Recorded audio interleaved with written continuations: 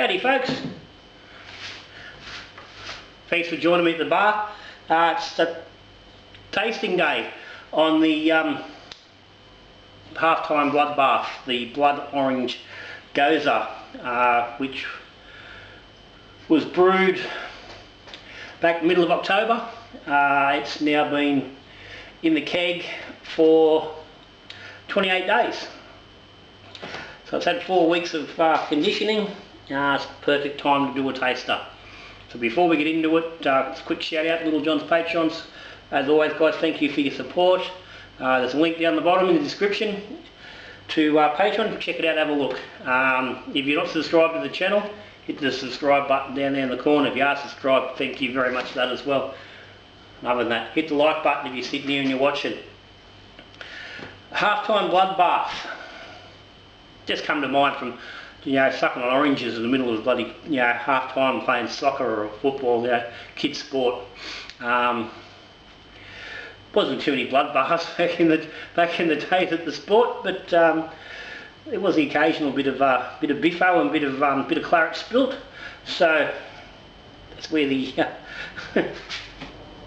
where the inspiration came for the name. But anyway, this brew is about 75% wheat. That's not wheat. About 75% pale malt. I think I used a Voyager schooner on this one. I basically use whatever pale malt you've got around. Wouldn't really matter. Pilsner, Maris, GP, whatever you've got sitting around. I don't think it's going to really make too much difference.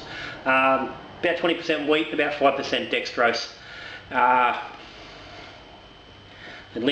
That link to brew day will go through the process. We've fermented using the Lallemond Philly Sour, a relatively new yeast available to home brewers, which makes souring beer just as easy as doing any other kind of brew, because you just pitch it into the yeast and off you go. It does the souring for you and it ferments the beer. You haven't got to do souring in the kettle, or you don't have to use 2 different yeast strains to get the desired result. It doesn't have to sit for extended times. It just gives you a sour straight in the kettle, and the dextrose is a big part of that. It uses those simple sugars, particularly from adding to dextrose, to create the sourness. So the more simple sugars you put into the brew, using the Philly Sour, the more sour it's going to be. So certainly something you need to play around with, and I'm going to discuss that in just a minute. So I've had a few of these over the last couple of weeks, and I've enjoyed what I've had so far. Let's get into it. She pours nice, got a little bit of a haze there on the glass because the fridge is nice and cold. It's nicely carbed. It's got a little, that orangey, as I was described on the weekend by the family, a peachy sort of a look from the blood orange, and nice and clear. Very little head. Pours with a very small head that drops fairly quickly, and that's just absolutely typical of sours. They don't hold a head. There's not the level that you require of other things to keep the head formed, so that we're not worried about. The nose it's got that typical bitey sour sort of a nose. There's a little bit of the blood orange there as well. Not a real lot, but it's there. Talk about that a little bit coming on.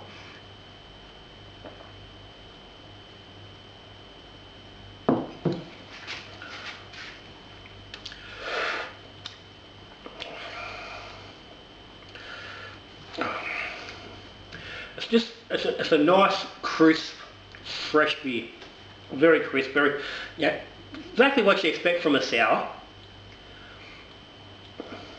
It's got some nice little sour note there, but it's not a substantial amount, and it's not sort of mouth puckering.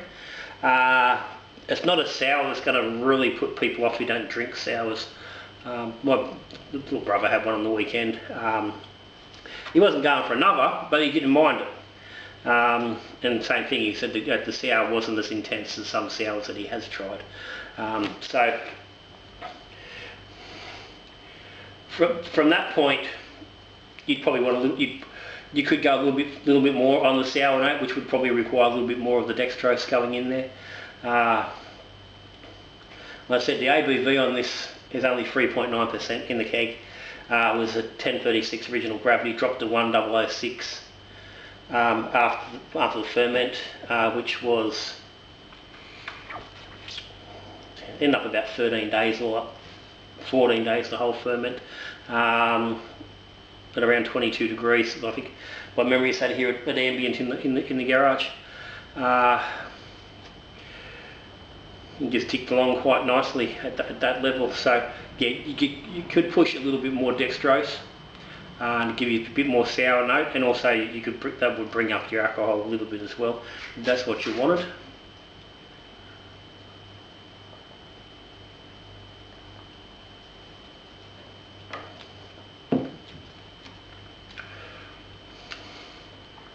It's almost like there's two halves of your mouth. Half the mouth you're getting this sweet, light, malty presence, and the other half you're getting the sourness. It's it's very weird, but it's not, as I said, it's not drying your mouth out like some sours do. The sourness is hanging around, but not for an excessive amount of time. It's not staying and continuing to sort of, you know, pick away at the inside of your mouth or your tongue or the upper roof of the mouth like you can quite often get with sours. Recipe wise, I think could have gone a little bit more salt. Haven't quite got as much salt. Well, I'm not really noticing the salt.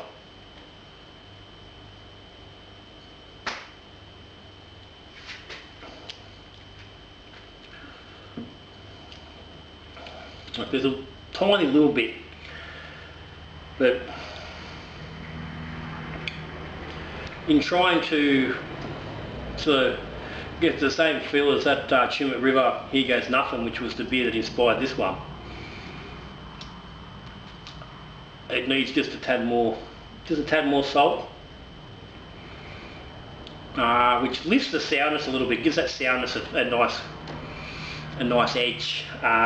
Like you don't want it that salty that it's, you know, tastes like you're drinking salt, but enough that it gives you a little bit of a mineral edge, sort of like you get when you're drinking a NEPA, like, and you get that mineral edge. It's not enough to be off-putting, it's not enough to overpower it, but it's just complements what's going on in the beer. And yeah, that little bit extra salt would have helped, and that would also work well with a little bit extra, yeah, a little bit extra sour. But overall, I'm really happy with how it's turned out. This is going to be a beer I'm certainly going to enjoy on some hot days of summer. No doubt at all. And it's certainly a beer I'm looking forward to playing around with and tweaking a little bit and improving. So that in mind, as the main thing I'd be looking at would be trying to get that sourness up just a little bit. And I said it's only a case of getting the decks up a little bit. Now, in this case, like I said, it's 5.2% of the total batch. I reckon if I was to push that up to maybe 6%, then that might be just enough to get it into that sort of workable zone where it's that little bit sweeter. Touch more of the salt. Now I did discuss on the original video, I used plain old cooking salt, so I couldn't find me rock salt. And haven't seen it since. The missus reckons it swears it's in the cupboard, but I can't find it anywhere. So I used 10 grams, which worked out to be about 0.7 of a gram per litre in the fermenter. That could probably go up by a third, could probably go up to, maybe 9 grams a litre, so up to maybe around 12, 13 grams in the whole batch. But again, that's going to be something that's going to come down to the individual brewer on how much salt you're going to want to use. But that's where I want to be going, and I wouldn't be completely against just flipping the percentages on the pale and the wheat a little bit, and just maybe taking a quarter of the wheat out and adding that into the base. Just gives a little bit more, just a tad more depth.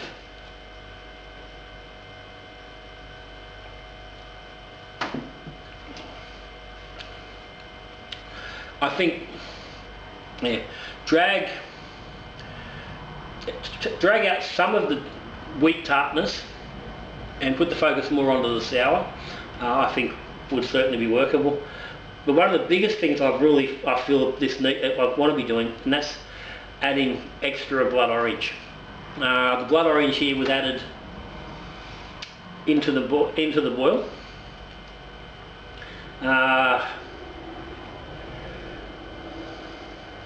And I think that on a follow-up brew I'll be doing the same thing, but I'll also be adding some into a secondary as well. So doubling the blood orange contribution, because it's not really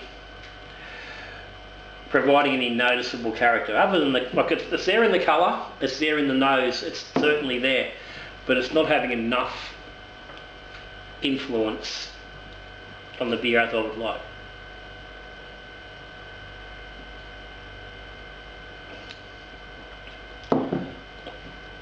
As for Philly sour, making an easy sour beer, yeah, works real well. I can't say anything bad about what it's done for the beer. The beer is sour, it's drinkable, it's not unpleasant. That could be a mix of recipe, process and the yeast itself. Who knows for sure, but the yeast itself has played its part and played it well. It's not going to give you, and it doesn't have that true authentic sour note, but that's very hard to find in any beer. Even kettle sour, even 90% of the kettle sours that are getting around don't have that true authentic, Northern France, Belgian, sour farmhouse sort of a feel. They just don't quite have it. It's, reality is it's a cheating, it's an easy, simple, quick way of getting that souring.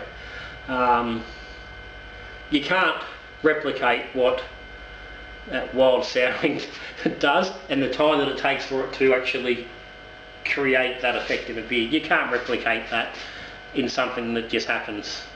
But if you are into, if you like your sour beers and you want to make one and you're not keen on kettle souring, or you're not confident kettle souring, or you're doing kits or you're doing just simple extract, then this is dead easy way to go about doing it.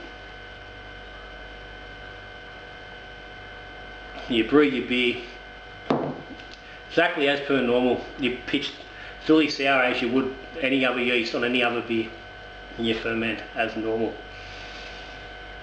The process is exactly the same, so there's nothing, you don't have to learn anything or try anything new within your brew day to get a nice sour beer. All you got to do is change the yeast. And that's something that everyone can do. So,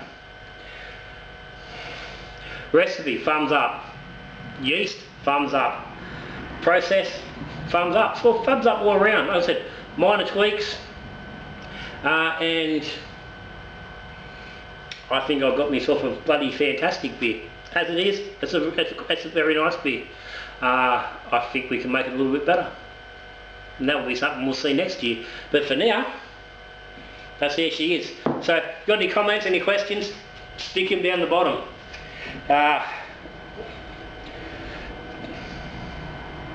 Do you brew sours? Do you believe that this is the right way of doing it? Do you think it's sacrilege? Do you think it's not right brewing sours this way? If you use Philly sour and had good results, you've got a fantastic bloody recipe for a sour. Stick them down the bottom. Other than that, as I said, once again, thank you to all the Patreons, all the supporters of the channel, the subscribers, hitting the like button, all that sort of stuff. Asking questions, putting comments in. All keeps me excited, keeps the channel going. It means I get to keep brewing beer, you get to keep watching me drinking it. So that's me. Little John, I'm out of here. So until I see you again, brewing beer, drinking beer or talking beer, good brewing.